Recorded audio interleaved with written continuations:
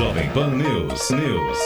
Hoje, sexta-feira, começamos dia de falar de política, né? E a gente já convida o nosso amigo jornalista Ney Lopes para chegar aqui nessa bancada. Ele que já teve quarta-feira com a gente, mas de quarta-feira para cá, muita coisa já aconteceu, Ney. Bom dia. Bom dia, Virgínia, bom dia, Jussara. Mudou e mudou muito. Deus queira que para melhor, né? Ei, Ney, que país é esse, né? A gente terminou nossa conversa na quarta-feira, repercutindo todas os atos do 7 de setembro, as consequências. Vivíamos naquele momento uma expectativa para o pronunciamento dos chefes dos poderes. Veio a palavra de Fux, veio a quinta-feira, movimento de caminhoneiros, o Brasil preocupado, a economia ameaçada. E aí, no final da tarde, uma carta do presidente, construída por um ex-presidente, para tentar aí, amenizar a crise institucional do país. Que Brasil é esse de hoje, dessa sexta-feira pela manhã, Ney? Virgínia, esse é o Brasil que prova que Jesus é brasileiro. O Brasil tem na presença do milagre a sua história. O que não acontece em muitos lugares do mundo, acontece aqui sempre para melhor. Eu não estou lhe dizendo que esse gesto do presidente Bolsonaro é duradouro, que ele vai se manter assim. A gente sabe do temperamento dele. Mas também a gente não pode, de antemão, ser pessimista. Tem que dar um crédito de confiança. O que aconteceu é altamente positivo para o Brasil. E, aliás, em outros países do mundo, na história política mundial, já ocorreram fatos mais ou menos semelhantes. Você veja que os Estados Unidos mergulharam numa crise com a possibilidade do impeachment de Bill Clinton e ele retratou-se, pediu perdão e o Congresso aceitou e o país retomou sua escalada. Você veja que Getúlio Vargas era inimigo de Prestes, inimigo total. No entanto, apelou a Prestes para alcançar a redemocratização do Brasil. Você veja que Juscelino Kubitschek, Carlos Lacerda e João Goulart eram inimigos pessoais, mas formaram a Frente Ampla. Então, na política, esses atos de convergência para soluções pacíficas, eles devem ser entendidos e assimilados. Quanto ao futuro, a Deus pertence. Mas eu acho que, mais uma vez, ficou provado que Deus é brasileiro. Foi muito positiva essa atitude do presidente, que eu sei que não nasceu dele, mas, sobretudo, nasceu de um homem do nível de Michel Temer, que eu conheço há muitos anos, desde que eu entrei na Câmara, que eu convivi com Michel Temer. Posso dizer que é um homem de bem, é um homem de alto saber jurídico, é um homem ponderado, é um homem equilibrado. Se ele teve problemas durante o governo, foi por conta daquele ditado popular. A companhia, às vezes, prejudica. E ele teve companhias que não eram boas. Mas, ao final, ficou provado que ele ainda se encontra em condições de prestar serviços ao país, como prestou na assessoria que deu ao presidente Bolsonaro, neste caso específico. Ney, você fala aí sobre essa mudança de tom positiva, né, do presidente, mas você também acha que isso pode estar diretamente relacionado a essa crise econômica que já se instala, né, já está instalada, e também esse isolamento político?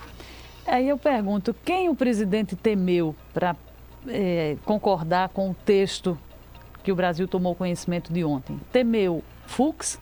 Temeu os caminhoneiros? Temeu o quê, Ney? Eu acho que ele temeu basicamente o isolamento político.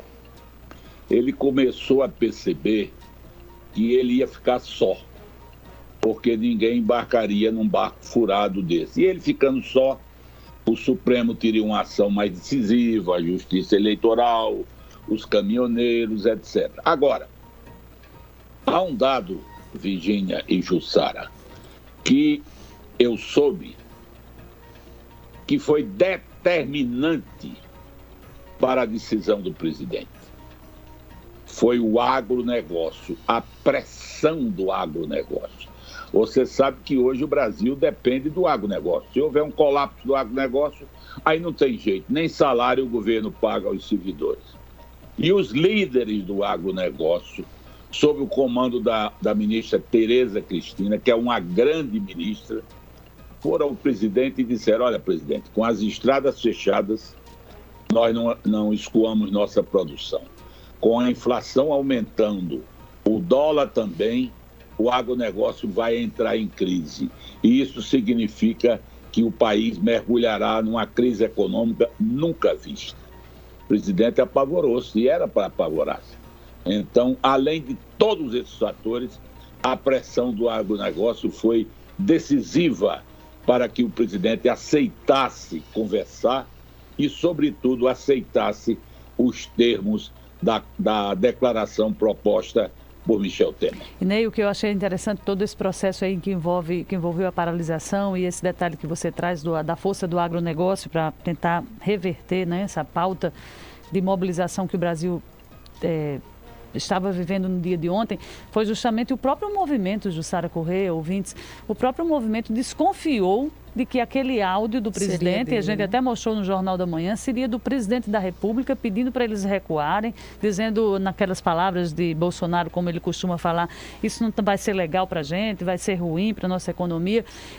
Na hora em que esse áudio circulou, porque esses movimentos todos organizados pelas redes sociais, em grupos de WhatsApp, os próprios, o movimento desconfiou da fala do presidente, porque aquele não era o tom do presidente da República, que há 2 meses convocava toda essa militância para ir para a rua, inclusive convocando os próprios caminhoneiros. Pois né? é, como é que está hoje, né? Hoje, dia 10 de setembro, né? Um dia depois desse recuo, desse bloqueio dos caminhoneiros, como é que está a cabeça desses profissionais, Ney? Como é que você avalia também? E dessa militância também que que viu um Bolsonaro aguerrido, um Bolsonaro convocando, eles deram resposta ao presidente, foram para a rua no dia 7, aí no outro dia vem aquele áudio: ei, Pepa, vamos recuar, isso não dá certo, isso vai prejudicar a nossa economia, que tanto é que eles mesmos não acreditaram que estavam ouvindo aquilo do presidente da República. Você tem razão. Eu usaria a palavra perplexidade. Os fanáticos, os seguidores fanáticos do presidente, e dá uns 12% a 15%, aqueles que não raciocinam, aqueles que querem fechar Congresso, usar a força, voltar ao regime militar e tal, esses ficaram perplexos, realmente ficaram. Mas eu acho que começam a assimilar. Os próprios caminhoneiros já aceitaram recuar, já disseram que até o final da semana tudo estará normalizado. E outra coisa, na hora que você vê a mídia divulgando melhora na economia, queda do dólar, controle, portanto, do abastecimento, que era um risco muito grande, haver desabastecimento de alimentos, etc.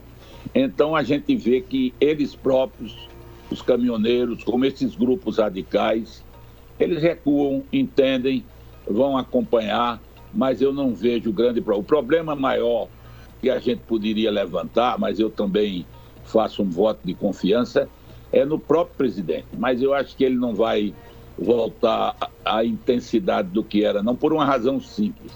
Ele viu que chegou bem perto de enfrentar uma crise que talvez o retirasse do poder ou levasse a uma guerra civil ao país. Ele viu, ele percebeu.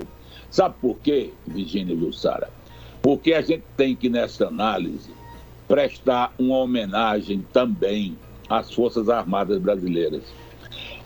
Desde o início do governo Bolsonaro, que a gente sentiu que ele agradava as Forças Armadas para conseguir, em certo momento, uma solução autoritária. E o que a gente está vendo é que as Forças Armadas não ingressaram nessa, nem há tendência de ingressar. Aliás, no Brasil, é muito comum essa história de, numa hora de crise, querer recorrer às Forças Armadas. Desde Deodoro, que para superar o Império, para derrubar o Império, recorreu às Forças Armadas. Getúlio recorreu a 2 generais para invadir o Congresso, veio em 64, mas a gente está vendo que no momento as Forças Armadas brasileiras estão maduras. Pode haver aqui, ali, acolá, uns mais entusiasmados, mas elas estão para cumprir a Constituição. E eu acho que Bolsonaro procurou areia nos pés e não encontrou. Ele viu que não teria apoio das Forças Armadas e isso influiu também na decisão dele. Ô Ney, e o elogio de Bolsonaro à China? É uma forma também diplomática, certamente sugerida pelo seu ministro, que é um bom ministro, eu conheço pessoalmente, de não criar arestas com um país como a China, que a gente não tem nada a ver se ele é comunista, se não é comunista, mas que tem uma relação econômica fundamental e decisiva com o Brasil. Então não adianta essa história de comprar briga com Dória e ficar, através da vacina chinesa, atacando a China. Ele deu um sinal de diálogo, abriu uma porta. Os chineses são muito espertos, gostam disso também, de avançar e recuar. Então, acho que foi bom, foi positivo, tudo está positivo. Ney está bem otimista nessa manhã de sexta-feira, né? Nessa semana movimentada. Estou. Mas, Ney, eu queria que a gente retomasse um pouquinho a pauta política e a posição, o papel de Michel Temer nesse processo. Você acha que ele vai ter algum reflexo, essa tarefa de Michel Temer para as eleições, para o MDB em 2022, nas eleições? Qual será o papel do MDB, já que ele é a principal liderança, foi presidente da Câmara por 2 mandatos, foi vice-presidente da República, foi presidente da República. O papel dele nesse episódio tem reflexos para 22? Olha, é muito cedo para dizer, mas sua pergunta é pertinente. Eu acho que vai depender da evolução dos fatos. Hoje, Michel Temer é mais um conselheiro, é mais um homem que pensa, que raciocina, e que tenta ajudar o Brasil. Ele já está com mais de 80 anos. E eu acredito que ele não fala pelo MDB, ele fala pela contribuição que possa dar ao país. Agora, é claro, se surgir uma conjuntura política que dê segurança ao que ele defende, eu não tenho dúvida que ele estará tentando levar o seu PMDB para essa conjuntura política. Mas eu acho que Michel Temer hoje é um homem muito mais comprometido com uma terceira via para o Brasil. Daí eu acho, pelas informações que eu tenho. Agora, falta um ano ainda, vamos aguardar, e a gente não pode antecipar juízos. Mas, concluindo a sua pergunta, objetivamente, eu acho que ao invés do MDB, os compromissos políticos de Temer poderão se orientar muito mais para uma terceira via do que para e nesse sentido levar o seu partido para essa terceira via. Agora, se ele continuar aí sendo auxiliando o presidente da República nessas crises, é bom ele logo se mudar para Brasília, viu? Porque senão a rota da FAB vai fazer muitos voos de São Paulo para Brasília para tentar intermediar, porque o próprio Supremo, né, a Corte do Supremo está desconfiada dessas declarações da manutenção desse tom, né? Se ele vai se segurar nesse tom, né? O presidente Bolsonaro, que inclusive ontem em sua live parece que já deu algumas declarações um pouco mais voltou a falar de Barroso, azedadas, né? Digamos assim, com relação a Barroso, né? A gente sabe, né, Jussara e Virgínia, a gente sabe do temperamento de Bolsonaro. E quem tem bom senso sempre tem medo, né?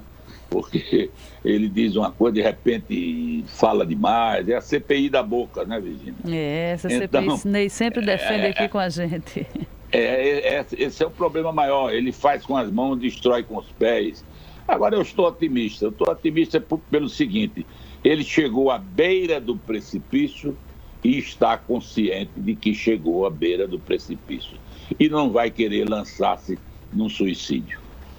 Pois é, a gente falou sobre Barroso agora, né? A gente também tem essa informação de que o presidente do Tribunal Superior Eleitoral, ele anunciou uma comissão de transparência das eleições. A gente está falando de eleições também aqui, né? Que a proposta dele é justamente criar um elo entre o tribunal e as entidades da sociedade civil para que não hajam ruídos, né? E nem tentativas de descredibilizar as eleições. Você acompanhou aquele discurso dele ontem, Ney? Acompanhei e não gostei. Eu acho que ele perdeu um pouco o foco. As palavras do ministro Fux, elas foram muito mais direcionadas para uma mensagem institucional do que o presidente do TSE, não é? Claro. Ele jogou lenha na fogueira. Não estou dizendo que ele não tenha sido atingido, tal, mas um magistrado é um magistrado. Ele está um pouco vedete, um pouco querendo aparecer, E essa história de colocar a sociedade civil... Olha, quem tem que fiscalizar as eleições são os órgãos definidos em lei. Você não tem que fazer mobilizações nacionais em torno de uma coisa séria como fiscalizar eleições, porque você corre o risco de colocar o ingrediente político partidário dentro disso, né?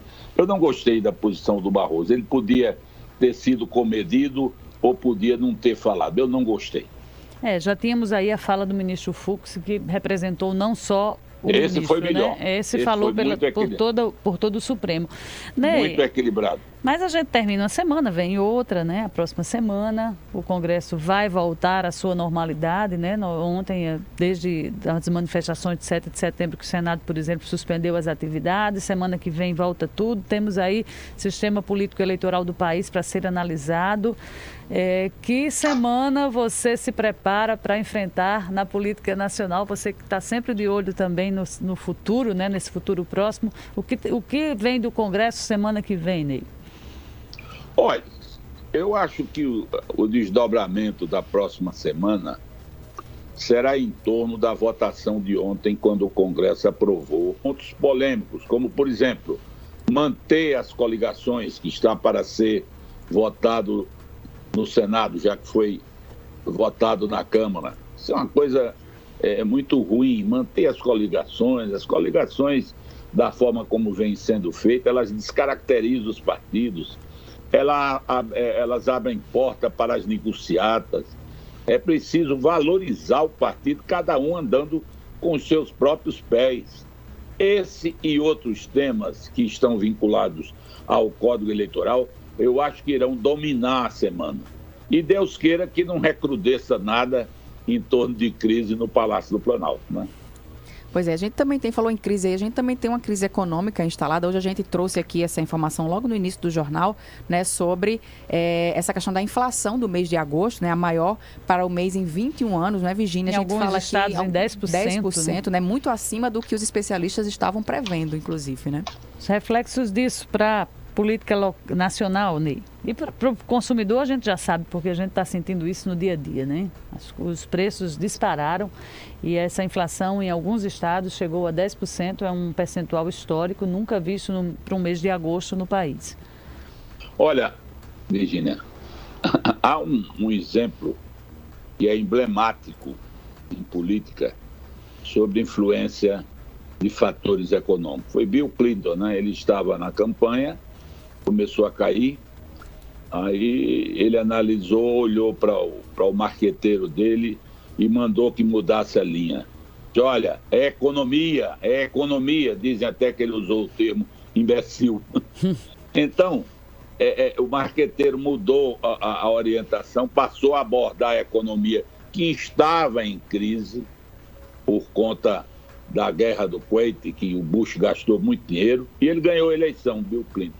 Então, a economia é um fator determinante. É o bolso, né, Virgínia e Jussara? É o bolso, é o feijão, é o arroz. E as coisas estão meio descontroladas a nível mundial.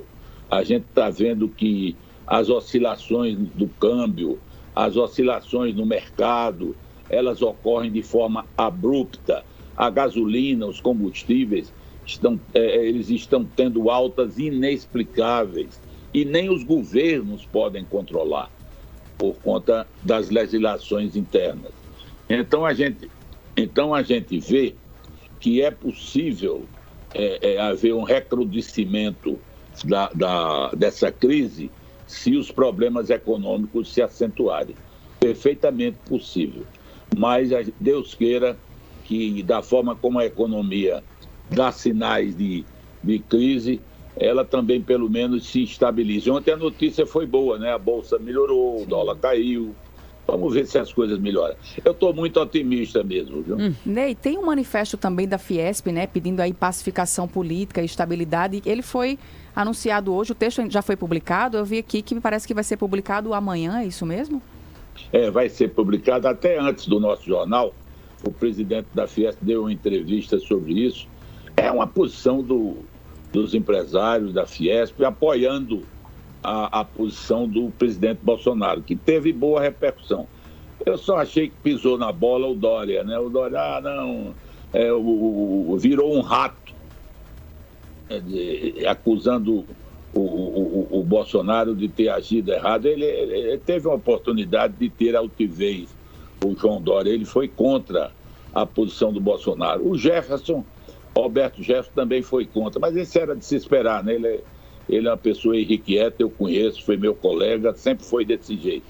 Então, na verdade, a Fiesp posicionou o empresariado, no caso paulista, o que é uma coisa boa, né, de apoio, porque pode incentivar o presidente a manter-se fiel ao que ele disse em sua declaração. Ney, vamos passar para a pauta local aqui no nosso finalzinho das análises políticas, né? O servidor do RN com a notícia de que vai receber aí a complementação de uma folha de pagamento que estava em atraso desde 2018, que é o 13º, e com a governadora, que é pré-candidata, anunciando que até maio quita todas as dívidas passadas com o servidor público estadual. Olho em 2022 do governo. De onde vêm esses recursos para se pagar esses atrasados, já que a gente sabe de todas as dificuldades do RN? Como é que você está assistindo aí essa contabilidade política do governo do Estado? Olha, ninguém pode ser contra pagamento ao servidor que vive em tanta dificuldade. Isso é uma estratégia da governadora. Esse dinheiro vem do aperto que ela deu na educação, na saúde, na manutenção das estradas. O Estado passou nos 3 últimos anos com déficit, com falta de dinheiro permanente no Hospital Valfredo Gurgel. Retenção do ICMS dos municípios, que a gente viu a Federação dos Municípios reclamar, e muito dos recursos que não chegaram à conta das prefeituras, né? Ela vem se preparando para fazer essa propaganda eleitoral e pagar, e como eu disse, não sou contra, não posso ser contra, mas ela vem se preparando desde o primeiro dia que chegou lá, para agora dizer, não, eu paguei. Muito bem, pagou. Agora o Estado também pagou um preço muito alto. O próprio servidor, quantos morreram aí por falta de assistência no Valfredo Gurgel. Agora, administrar uma crise, cada um tem sua ótica e maneira de fazer. A governadora está chegando ao objetivo que ela queria, pagar ao servidor, o que é muito pouco para um governo. O governo precisava ter mais criatividade, gerar empregos, que é o que dá estabilidade à economia, promover melhoria do serviço público, inovar. Governo não foi feito só para pagar salário. Salário é obrigação, é dever, não é virtude. Ney, com detalhe, agora, né? Se a gente olhar para o lado também, o governo do Estado não tem nenhuma obra de destaque feita com recursos estaduais, né? A gente não temos nada. O que a gente ainda tem são alguns investimentos que são frutos de convênios com o Banco Mundial e as obras que recebem repasses do governo federal. Porque de receita própria, de investimento raiz do governo Fátima Bezerra, o Rio Grande do Norte ainda não assistiu nenhum grande investimento. Ô, Virgínia, você lembrou uma coisa muito oportuna, até para fazer justiça. Recurso do Banco Mundial. Foi aquela ação da governadora Rosalba Ciarline, que você, gostando ou não gostando dela, foi a herança positiva que ela deixou. Tudo que está sendo feito, algo que está sendo feito no turismo, na economia, nas estradas, etc., pelo atual governo, é dinheiro do Banco Mundial. Quem conseguiu foi Rosalba Ciarline. Ela só vai receber o dinheiro e aplicar. O governo mesmo, estadual, com iniciativa de investimento, com poupança, com inovação, foi zero até hoje no governo Fátima. Ela trabalha com os recursos do Banco Mundial ou então com as emendas parlamentares. Então eu acho que isso não merece tanto aplauso, até porque quem cumpre o dever não merece ser aplaudido tanto. Merece ser aplaudido quem tem virtudes. E, no caso, eu não enxergo essas virtudes administrativas no governo. Virgínia Celli, temos também CPI da Covid na Assembleia. Você também está aí acompanhando, a gente está acompanhando desde o início, né? Tem novidades também na CPI da Assembleia. CPI da Assembleia, Ney, fechamos a semana aí. Uma novidade que saiu como destaque no dia de ontem foi a condição de se transformar depoente em testemunha, né, na condição de testemunha, de investigado diante de uma informação que não foi checada entre dois depoentes, foram informações contraditórias, e aí o presidente já deu esse tom, o deputado Kelpis Lima, de passar esse dono de uma empresa que forneceu equipamentos de EPIs para o governo do estado na condição de investigado. Isso bota uma pimentinha nessa CPI que está meio sem gosto, Ney? Bota não, Virginia, essa CPI não tem futuro. A CPI foi um instrumento político para aparecer em véspera de eleição, e a forma como ela está sendo conduzida não tem levado a nada. Veja, desde o início, queriam trazer o governador da Bahia para depor. Eu disse aqui no programa, está gravado, né? Isso não pode, é inconstitucional. Aí o presidente deu uma declaração, não pode, até está aí. Foram ouvir a assessoria jurídica da Assembleia, disse que não podia. Então, essa CPI, eu não acredito nela. Ela está igual à CPI do Senado, que também se desmoralizou. Pois é, agora são 8h35. Repita. 8h35, a gente encerra esse primeiro bloco aqui falando de política com o Ney Lopes. Ney, um bom dia para você, muito obrigada mais uma vez. Olha, Jussara, eu gostaria de pedir a você mais um tempinho. Com certeza. Para, neste final, prestar uma homenagem póstuma a um grande amigo, um jurista, um advogado, o ministro Zé Augusto Delgado. Faleceu em Brasília. É um homem que escreveu páginas de talento, de presença na justiça brasileira, um homem admirado, aplaudido pelo seu equilíbrio, pela sua lealdade. Faleceu em Brasília nesta semana. Eu deixo aqui o registro de profundo pesar pelo falecimento do amigo Delgado, meu colega. Eu lembro muitas vezes, de manhã cedo, 7h pouco da manhã, a gente se encontrava no campus universitário. Ele ia dar aula de direito administrativo e eu ia dar aula de direito constitucional. Fomos colegas na universidade, depois convivemos durante muitos anos. Levo a sua família, todos os seus familiares e amigos, profundo pesar. O Brasil perdeu um homem de bem, um jurista, que ainda podia prestar muitos serviços ao judiciário brasileiro. E a gente assina embaixo. A gente ontem também trouxe esse assunto aqui, né? Encaminhamos também nosso voto de pesar a todos os familiares. Ney, muito obrigada pela gentileza mais uma vez. A gente se encontra na próxima semana. Esperamos aí uma semana talvez mais tranquila, né? Quem sabe? Bom dia a vocês e bom dia ao ouvinte e ao internauta. Muito obrigada, Ney. 8h36.